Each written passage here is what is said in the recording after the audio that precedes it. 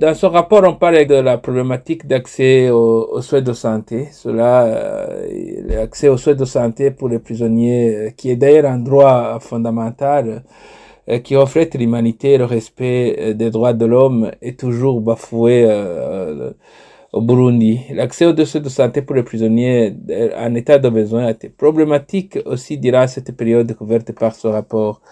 On a constaté qu'il y a l'indisponibilité des médicaments dans les dispensaires des prisons. Si on peut donner le cas de Mimba, Ngozi et Gitega.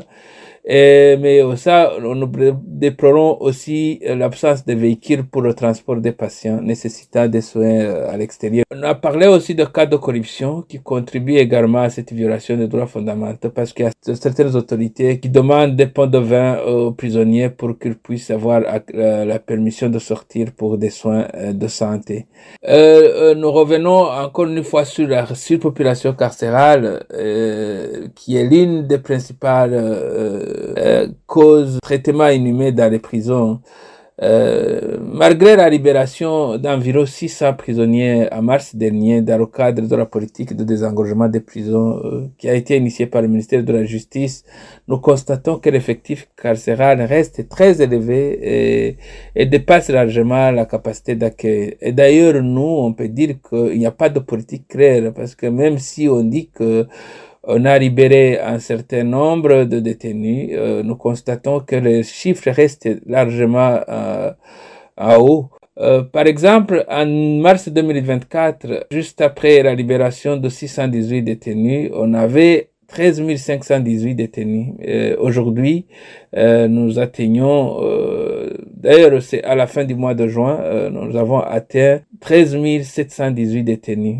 Donc, soit une augmentation de 200 détenus, alors que le ministère de la Justice disait qu'elle avait mis en place une politique qui avait pour objectif la diminution de la population carcérale. Dans ce rapport, on montre qu'en fait, l'effectif des détenus au 30 juin 2024 était de 13 718 détenus.